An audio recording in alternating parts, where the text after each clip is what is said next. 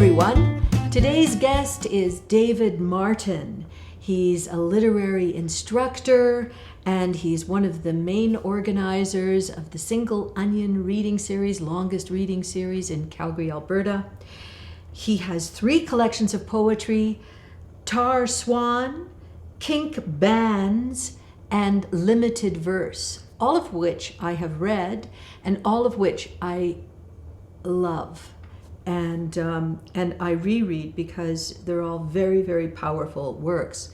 He's also in a band called The Fragments, and The Fragments play quite a bit on the scene. Everyone loves to dance to them, and they have a lot of original works, a lot of new CDs coming out and singles, so they're worth watching for as well. David has been awarded the CBC Literary Award, the Poetry CBC Literary. He's been shortlisted for the Valium Award for Poetry and also the Prism International's Poetry Contest. He's appeared in many journals across Canada and the US. He is a phenom and a delight. So I present to you David Martin. Hi everyone. Well, today we have David Martin. I'm really, really thrilled about this. The good thing is I really know David's work. I've read his work. I love his poems. I've heard his band. I've danced to his band. I've booked him. I've had conversations on the phone to book him. He's booked me. He's sent me emails. I've responded to the emails. And otherwise, we have never, ever sat down and had a conversation. So I thought, this is perfect. I've got NAUT For Everyone podcast. I'm going to invite David Martin, and I'm going to find out everything I want to find out for me. Hi, David. Hi. Thanks for inviting me. It's nice to be here. Has that gotten a little weird already? No. I don't think so. Nothing's weird to him. Yeah. That's the beauty. Go with the flow. The flow is that your work is so explorational. I wouldn't say experimental. I would say explorational, and it borders on sci-fi. Although I would call it speculative in a lot of places.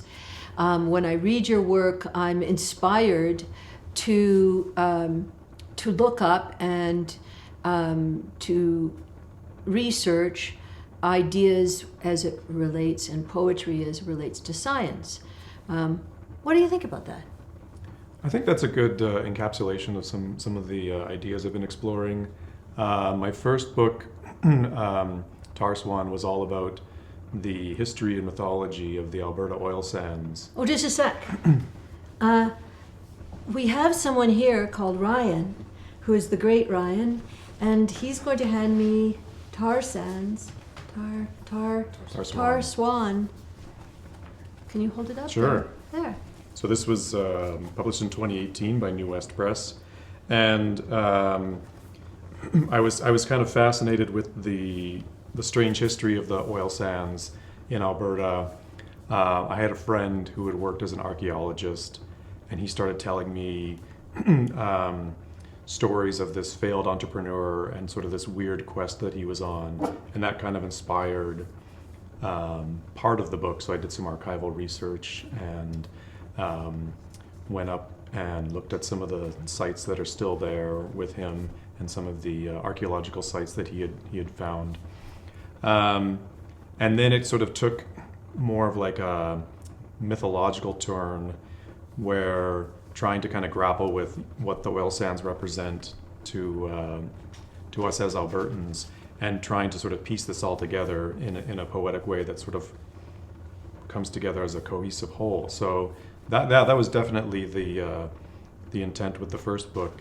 And then with the second book, I think that also kind of fits with what you're mentioning about science. The second collection is called Kink Bands. I'll hold this for a second. Okay. And here we have, thank you, Ryan. This is Kink Bands, also from New West Press. I really love the cover on that. From last year, 2023. And this collection is all about geology, specifically the geology of the Rocky Mountains, and thinking about ideas of deep time, the relation between like human sense of time and geologic time, exploring abandoned spaces in the Rocky Mountains, like an abandoned mine, but also thinking in terms of personal family history and kind of uncovering things in the same kind of stratigraphic layers that maybe a geologist would look at, but in more of a personal way. So that was definitely the approach for this one. And then you'd mentioned a speculative aspect. So my latest book came out in the spring of 2024, and that's called Limited Verse from the University of Calgary Press. And that one is much more speculative in the sense that it's... Just a sec, I'm going to grab my dog. Sorry. That's okay. There. I'm going to leave her here so that Sure. she'll stop being a nut. That collection imagines a future language called New English, which is restricted to 850 words. And it's about a person who is going to be forced to use this new language. And what they do is they translate poems that they love into this restricted language so that they will be able to carry it with them into the future. And then years beyond that, these scholars find this manuscript and they have all these footnotes as they try to sort of piece this back together of what this language means. The language, it wasn't entirely made up. It was based on a historical language called Basic English, which was a real thing. And then the writer H.G. Wells had this little idea in one of his books where he was sort of predicting the future that Basic English had kind of taken over. And so I was inspired by that and kind of ran with that idea that maybe this restricted language in the future becomes something that people have to use. So it was a mix of kind of historical, a lot of the idea is to take famous poems by Emily Dickinson and Robert Frost and William Shakespeare, but to translate them into this restricted language of Basic English and to see what gets lost in that process, but also what's still possible even with this incredibly restricted language. And I printed on each chapter. It's just like this little box. It's kind of like, here's your box of words. This is all you're allowed, but what can you do with that box of words? So that was the latest book. Mm-hmm. That was a long-winded answer. Well, I think that it's become more and more speculative in my readings of it. But would you read a poem? Sure. Maybe... Is his latest book there too? I don't think so. I just have these it. two. So it's somewhere. I have an even newer poem, if I could read that. Oh, That's do okay. you? Yeah. And this is in this book, yes, it's an anthology. This is Best Canadian Poetry 2025. So again, it kind of feels like it's in the future, but it's from this year. I don't know. I don't get it. I was very pleased to be added to this. And so I thought I'd just read one poem because the poem in here is from a forthcoming collection, which has a more turn to a personal side, maybe away from kind of the scientific and the geologic into more of a personal zone, which feels a little bit strange for me. I know it seems odd to say that as a poet, but for me to kind of switch to more of a personal exploration has been a bit odd.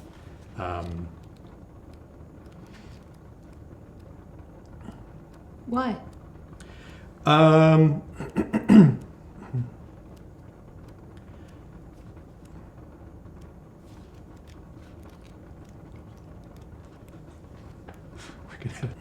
I think for many years, or at least with Tar Swan, I think I was writing that book to get away from myself and to take on the voice of this oil sands speculator as a way to like just get away from me. And the book that's forthcoming is a book about my brother who died 17 years ago. And that's about the time actually that I started Swan. And at that time I had stopped writing completely because I kind of felt like the poems I was writing weren't going to cut it. Like whatever I was doing, it just was not meeting what I needed. And I stopped writing for a number of months. And when I started again, it was when I could take on this different voice and kind of get away from me. But now, after all these years, I think I've kind of returned to sort of that personal, familial exploration. But maybe I needed that space, that time to reflect, and that distance before I could begin to broach that subject, I think. Yeah, I see it as maybe I did whisper into the camera when you weren't looking. He can't reveal himself. I know, I did that. I thought it was kind of rude at the time, but at the same time, I think it's true. I think it was true, and that happens sometimes. And I think it's interesting that I'm here speaking with you now because I've known you for years and years, and yet I've never had a conversation with you in which you revealed yourself, or nor have I revealed myself to you. So the fact that we're having this conversation tells me there is a turning of the tide. Mm-hmm. I think even in books like Swan, where it's not about my life, I think I still I'm in there somewhere. Like the personality kind of finds a way to worm its way in. But it's taken me a long time, maybe to be comfortable writing about myself. And I still feel strange about it. Like the book will come out in 2026, and I'm apprehensive about that, about revealing myself. You already have revealed yourself in a sense, because in reading your work, I would say that I have been able to step inside of your mind, and that's why I've always enjoyed your work, and I love stepping inside of your books and stepping inside of your great mind, because you have a phenomenal mind, and the way you think is very interesting, and the perspectives you bring and the twists of thought that you bring are really, really interesting. And now maybe, and so if you would say, you have revealed yourself in your mind, but now maybe spirit and heart, which are a different thing to speak about. Mm-hmm. And I think it brings a different aspect of me to the poetry. It allows me to explore different themes and areas that maybe I would have steered clear of before. So it's, but definitely not without apprehension that I do so. I understand. I went the reverse mode, where I was like mostly revealing heart and spirit, and now I have stepped into revealing mind. Especially with your last collection, which was much more like narrative based and speculative. But still, again, you're in there, like you're behind the scenes. You're controlling everyone. I'm thinking of the voices in the Oneironaut, and how they're obviously distinct from you, but they're still kind of infused with your personality and your the way your mind works. And I think a lot of poets probably take the opposite way that I did. I think maybe they start with as a young person wanting to express themselves, and probably I did too. I just didn't publish those, and I shoved those ones away, and then I went on these other explorations, and then this will be something different. So maybe I'll read a poem. Yes. This is a poem called Tinnitus, and it's a sonnet. So this is another kind of exploration that maybe kind of feels slightly reversed. Because sometimes the poems can be fairly experimental, but this one is a much more traditional approach to the sonnet, but still seeing what I can find in that kind of traditional structure, especially when kind of forced to push against things like meter and rhyme and to see what that can generate. So this is called tinnitus. My ear is humming a song that lasts all night and day. The song has one note, and it never varies in rhythm or tempo. Fermata forever, waiting for its conductor to end the plight. You might be thinking this pitch is like a bite, and that I spend my hours wishing to sever the roar, or trick it with something very clever, to shut it up and stop the dissonant fight. But I don't mind this vexing cry of wind much anymore, that's caught inside my head. A reminder that my every thought is sonic. The words I speak are pedal-pointed, pinned to this song that will be with me till I'm dead.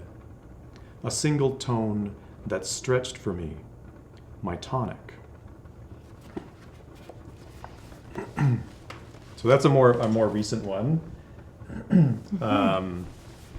And again, it's something that I've been working with, is to explore some of those traditional notions of meter and rhyme and formal aspects, to see what can be generated from constraint and to see what kind of pushing against that can unlock creatively. Mm-hmm. Well, how did you find that? It's definitely challenging at first. I think when I was a student, a university student, and beginning to write poetry, there was always this kind of an underlying sense that traditional rhyme and meter were sort of passé and old-fashioned. And I found over the past several years reading poets like A.E. Stallings and Alexandra Oliver, and kind of discovering poets who are using these formal techniques, but in a very natural way, using them very well.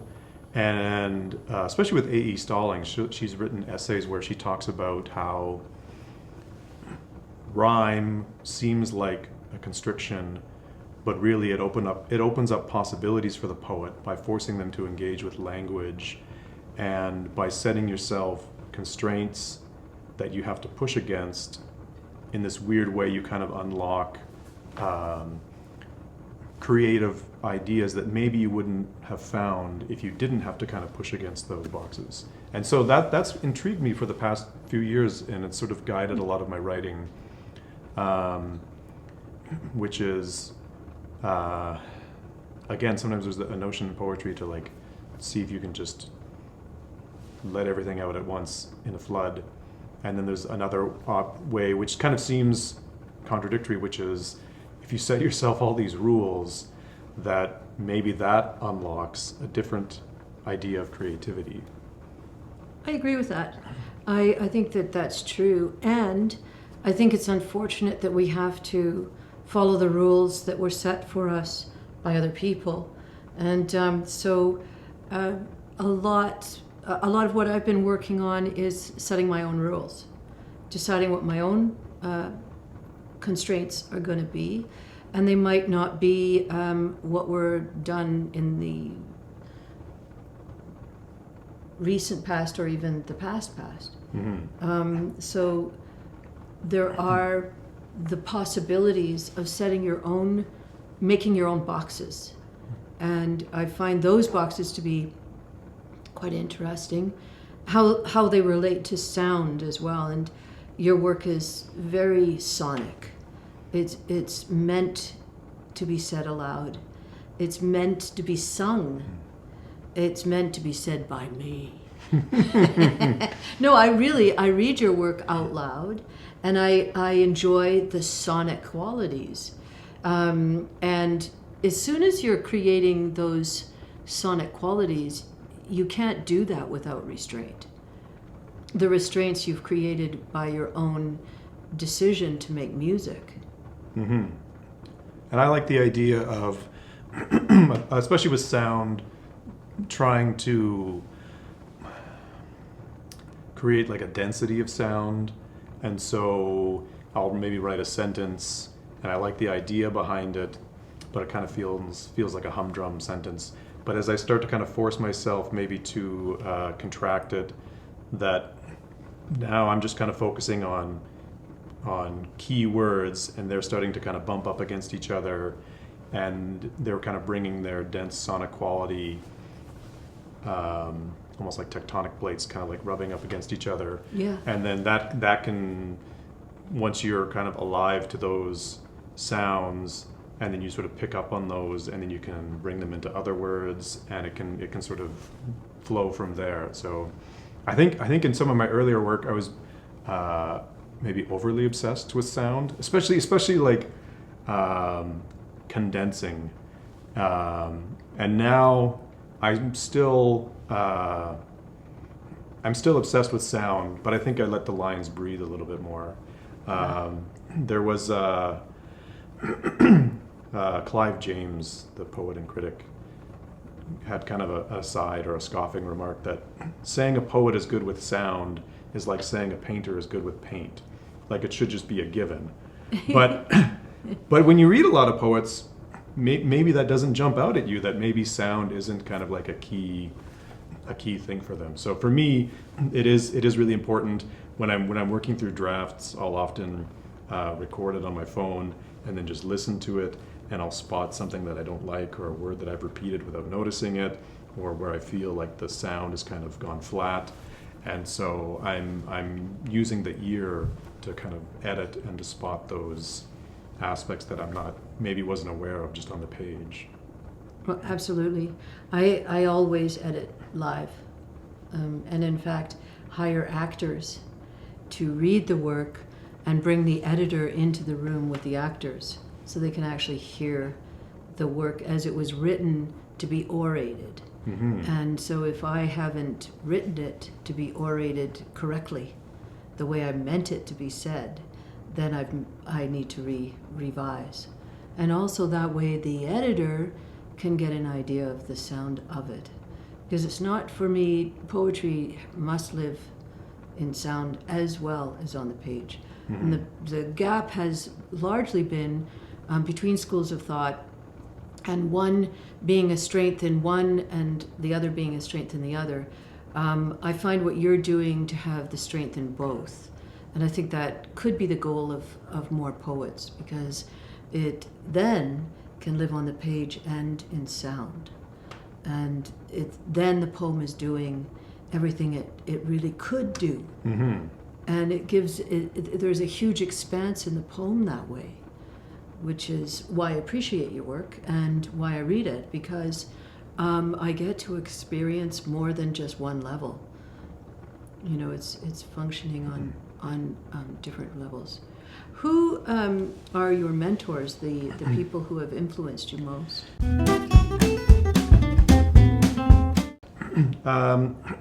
When I was just starting as a university student, I met Kirk Miles at the Drunken Poets Society. Somehow I made my way there, and that was Even though you don't drink? Yeah, well, not anymore. That was a life-changing event. Was meeting him, mm-hmm. because I had been studying poetry at university at the time and kind of engaged in sort of a academic analysis of it. And then I met Kirk and these other poets, and for them it was a living art. And they were writing poems and bringing them every week, sharing them, discussing them, giving ideas and feedback. And that inspired me to start writing poetry at the time as a university student. And then Kirk invited me to join the Single Onion. And so going to poetry readings, one of the very first Single Onions I went to was Patrick Lane. And again, that was like a kind of a watershed moment for me, hearing him read his work and then sort of devouring all of his books. Other mentors were I did a master's degree at the University of Alberta, and so I studied with Bert Almon, and he was definitely an influence on me. Again, just kind of exposing me to different forms, different styles, different authors that maybe weren't in with my kind of narrow perception at that time of what poetry could be. That's been really important. And I think that idea has kind of continued with me to try and really read widely.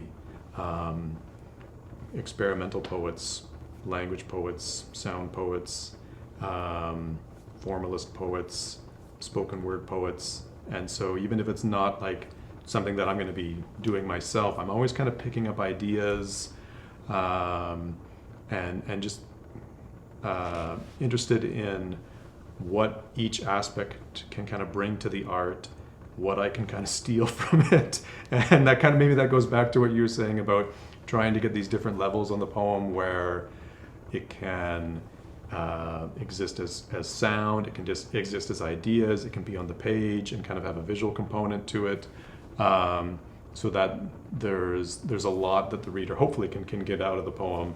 And I always like poems where you can return to them and kind of pull something out every time you read it. There's certain poems like The Idea of Order at Key West by Wallace Stevens, which I can't say I totally understand, but every time I reread it, I feel like I get one step closer and I pick up something that I didn't recognize before. Mm-hmm. And so that kind of poem really excites me because it doesn't feel like it's something that's ever going to be finished. Be like, oh, I've got that, that's done.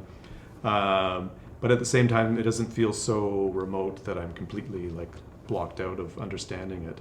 Mm-hmm. So I feel like artists like that, each time I'm kind of getting a little bit further in my understanding of what they're up to. Mm-hmm. Mm-hmm.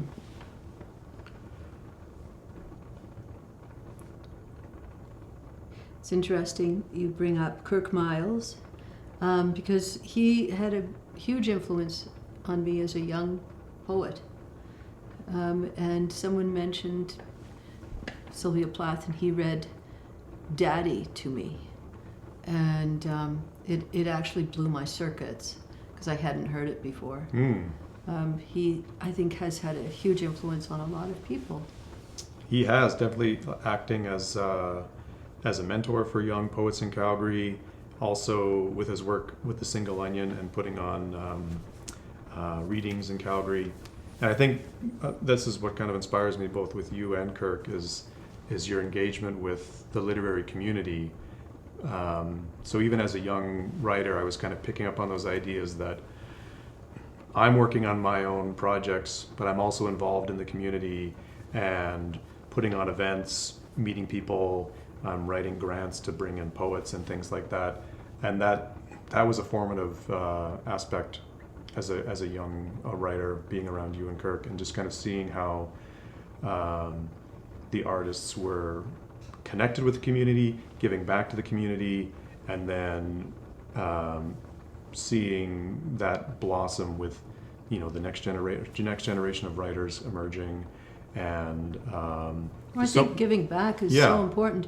I think that not enough people give back, and if you start organizing as you have, and you really picked up the baton with the Single Onion, and you do so much, and it's the way you do it is with such ease and grace, which is amazing as a community leader now that you are, and so it's wonderful that you've picked up that baton and that you can, or the wand.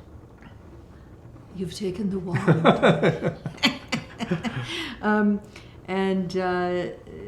And you're now a leader in that, and I think that it's an important aspect of being a poet. Poets that just write poems and want to sort of jerk off on the page and in the world, in a sense, that they don't really care about anyone but themselves. I don't really dig their work. It's I really love people that are engaged with the community and that it's about a larger picture than themselves. and you know, your work shows that, and I think your work shows that, and every poet that that writes, that does give back, brings something to the work, because that's who they are. And there's something like you become part of the larger union. And poetry can seem to be so like such a solitary activity, that you're kind of working on these poems on your own, fretting over them. And so it is nice to develop that larger community, whether you're sharing work or even just talking with other poets. You know, if you're at a reading and I'll ask somebody, you know, what are you working on? And that might kind of fire some ideas in my imagination. Or maybe if I hear a poem that they read, then that kind of gets me thinking about new ideas. So sometimes I feel like I'm a weirdo in the basement writing poems on my own. So it's nice to kind of get out to that larger community and make the connections and see, how that can expand my imaginative horizons and things like that. True. You know, they say that these poems live in our bodies that we memorize. And I started, you know, just observing the poets, especially the older poets who have all these poems, because it was kind of required in schools that you recite poems or learn poems. And then there's the poems that told you have to memorize. And then there's the poems that you choose to memorize. And I know that you know, are in a band, and I love your band. His band is fabulous. I've danced to your music many times. I think you're called the Fragments. We are, yes. And who are the other people in the Fragments? Natasha Sayer is Natasha. our keyboard player and vocalist. Victoria Orton is our drummer. Yeah. Chris Gaston is our bass player. And for our latest project, we have a guest guitarist, David Hirschman. So it's been a lot of fun. Yeah. Cool. You just had a new recording done, didn't you?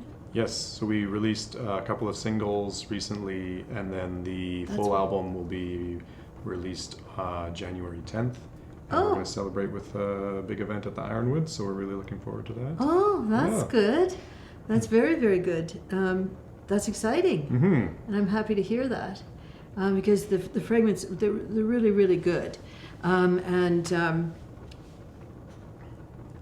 like that, and I know that you probably know quite a few songs because of that, because of your music. But is there a poem that stands out that you have inside of your mind and body that you've had all for a long time? This is Poems by Heart. There's a poem by A.E. Houseman called Loveliest of the Trees. And this is from his collection, The Shropshire Lad.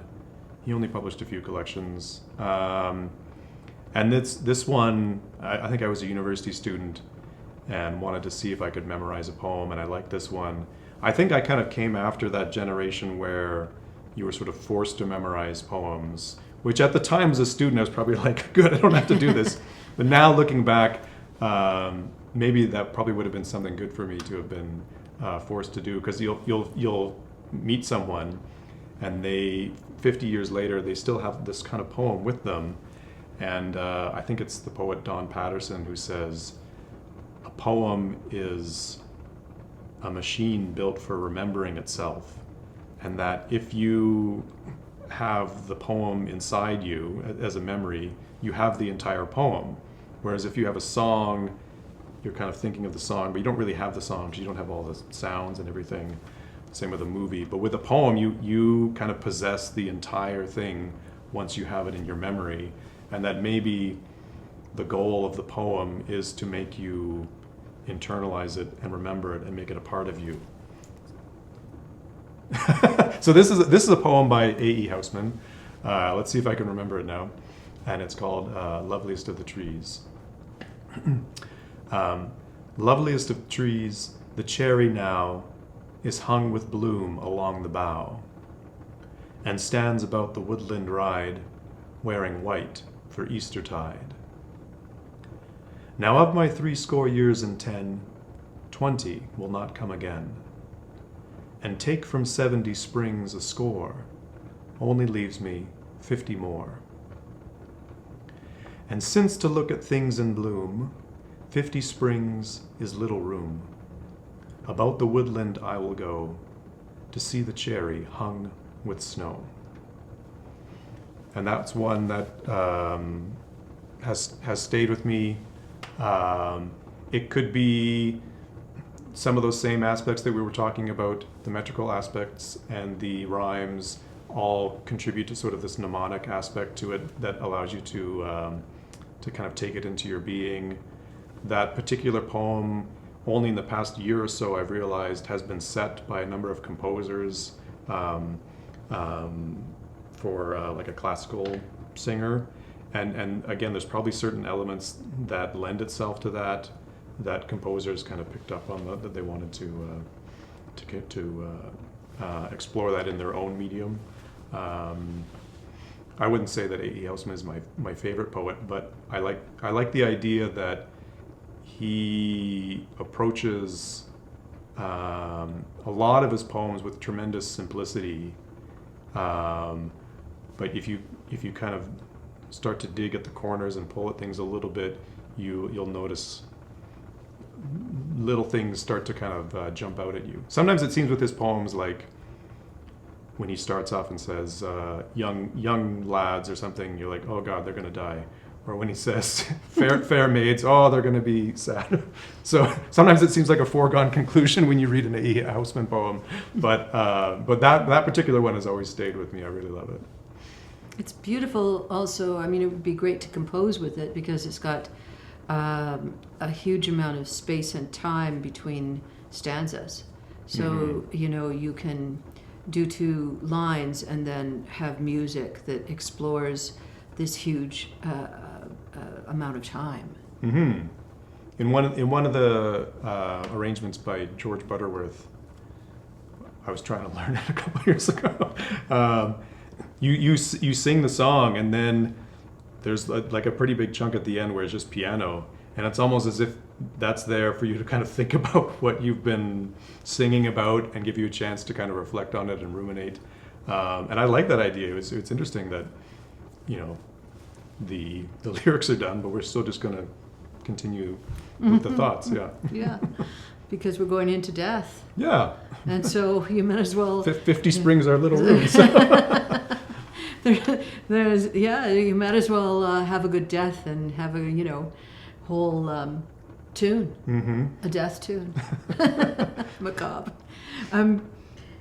Wow, that's an interesting poem for you. Do you have another one? That's probably the one that I know best by heart. I think with other poems, there's like little snippets and phrases and lines that have always stuck with me. T.S. Eliot or Walt Stevens or things like that. But I find it was always a little bit challenging to get like a whole poem. And again, going back to Clive James, he wrote this essay about when he had poems by heart and that he would memorize them, but maybe he would like change a word or kind of mess up a word. And so he would be going back to certain poems and kind of realizing later when he's reading them, like, oh, I'm getting that word wrong. And then kind of wondering, like, why did my brain change that word to help me remember it or to change the sense, and kind of what's going on in that little tiny space where there's this gap between his memory and the poem. So that was an interesting essay from many years ago. Beautiful. It's definitely something I've been thinking about, like the whole aspect of having those poems inside of your being and what that means, because they do change, and then you misquote them. There's a couple of Shakespeare that I know that I went back and I was like, I completely rewrote Shakespeare. I was like, oh, that's not at all what the original was. And I actually went back to the original folio and said, oh my God, it's quite a bit different now. Which, happens with language. You talk about basic language. It happens with language and the evolvement of language. However, with a poem, I think it's important to stick with the exact. And so I then correct myself and go back and, you know, if you, when you teach and when you speak with young poets, if you were to speak with people who are beginning to write, or not even beginning to write, just writing,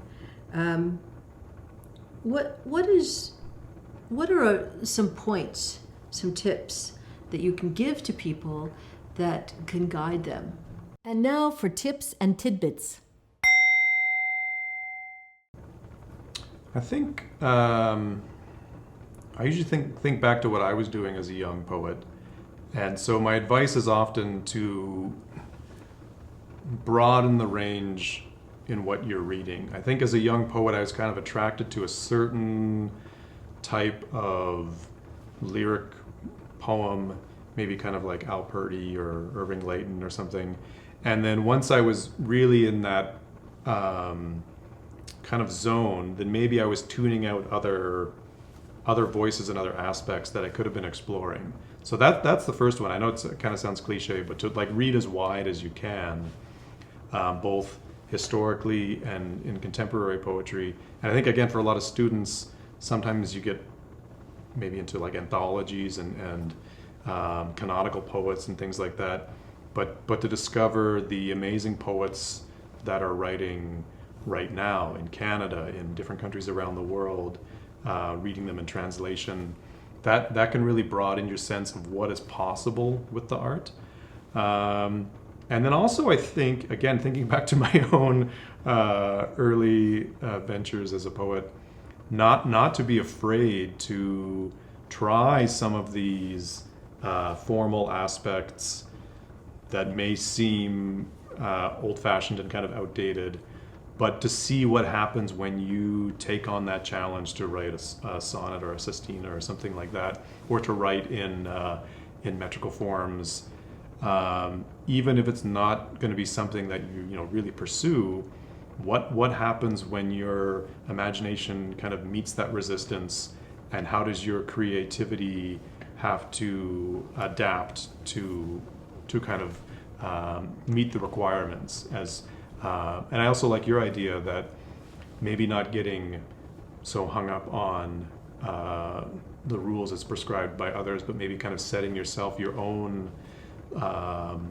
limitation or your own kind of set of expectations, and then seeing what happens from that.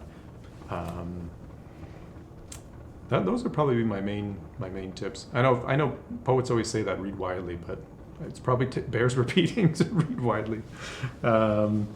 It can be helpful to take a creative writing course or seminar. I found that really helpful.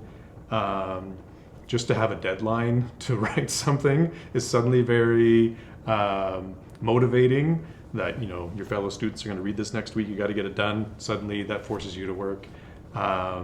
Hearing different perspectives from different students or different writers, how they respond to your work, that can be very interesting. Like, are people kind of seeing it the same way? Are they picking up on the same type of details, or are there different ways that they're approaching it? That can be revealing. It doesn't mean that you have to like alter everything you're doing in response to all of those responses from other students, but you suddenly get a more objective way of understanding your art. And I remember I had a professor who was saying, when she would work with beginning students, that they kind of feel that the poem is essentially a piece of themselves. And so when someone is saying, like, maybe offering a critique or advice or something like that, it feels like they're critiquing the person.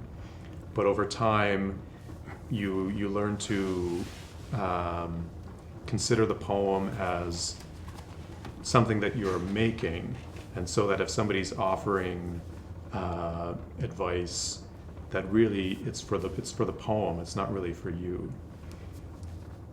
That's very true. That's very true, and not to block anyone giving you any feedback. You just take all the feedback, because You're the writer, so you get to choose and pick and choose anyway. You don't have Yeah. to take everything that everyone said. I mean, some people, I once had a teacher who I highly respected, who had great point of view, had great things to say, but sometimes I'd go, thank you. Then I'd go away. I was like, I'm not doing that. Definitely, or even yeah. Patrick Lade, he edited one of my books, and he said, no, no to that opening, no. And I thought, fuck you. I'm not listening to you. Who are you? It's my poem, and I'm going to put it in. And I put it in, and I regretted it from that day forth because it wasn't needed. And it just it ruined the poem, actually, because the real poem started when he said it started, which was true. I didn't need that preamble. I don't know what I was thinking to not listen to Patrick Lane. I was an idiot child, but sometimes you have to. I like that idea that sometimes you have to stand your ground. You sometimes have to stand your ground, but you don't have to argue about it. Yeah. Like Patrick can say it to me, I write it down and go, and then I can choose to listen or not. That's the beauty of it's your poem. And I'm always perplexed by people that defend their idea somehow, and you're giving them feedback, and you go, oh, how weird. Next time I won't give you feedback because I don't want to fight about it. And I think that's very true. Oh, there was one other thing that you said that I was like, oh, that's such a great point. Oh, yes. That said, workshops, and people read your work and they give you feedback at these workshops. I think that these workshops have replaced the open mic. Because in my day, you would just take a poem, read it at the open mic. And it gives you the lesson of what works and what doesn't work. And not every audience is the same, no doubt. But you can go there, you can say the poem, and you can go, ooh, that didn't sing. Ah, that sings. Ooh, I'm going to change that. And open mics, I still do open mics. I'll just take something and I'll try it out and I'll go, oh, that's really grooving.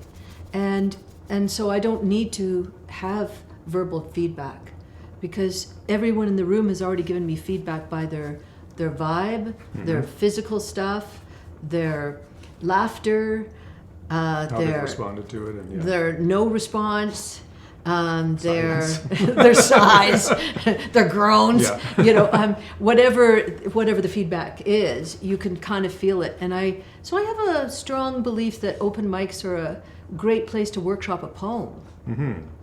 And I still think that. And Single Onion has that open mic, and I haven't made it yet because I've been too busy, but I'm definitely going to go down there and try out some of my new material. Because it's a great way to kind of get the vibe and feel. And I think that's what people like, is they have a new idea, something in their journal they're working on, and let's just test it out. And it's a very kind of safe, welcoming space.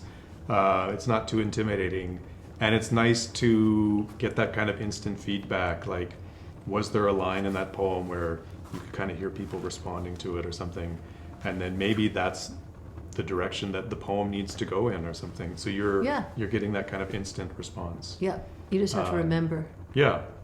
Not black out because you're in front of a crowd. You have to stay on it. So that's the. I have one last thing. I'd like to have a comment from you. What lies beyond the truth?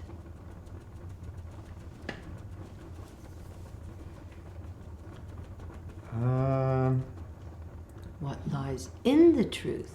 Maybe beyond the truth is a sense of the unknown that we haven't broached yet. That maybe our minds can't comprehend, but that maybe exists beyond that. I don't know. I'm thinking kind of cosmic. I don't know. Something like that, yeah. Oh, nice. And you've already said what you're working on. Yep.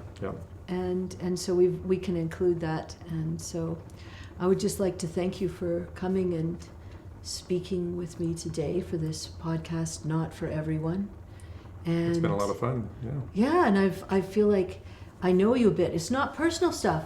Like, I never even asked you about your marital status. I didn't ask you about your children. I didn't even ask if he has children. There was no personal stuff. Maybe next time I'm going to get more personal, because I'll read your book, and then I'm going to be like, hey. It's definitely more personal, yeah. All right. But thanks so much for having me. This has been a lot of fun. I've really enjoyed it. Yeah. Oh, good. Thanks, Ryan. Yeah, great work, everyone. Thanks. That was awesome. Later, agitator. In a while, bibliophile.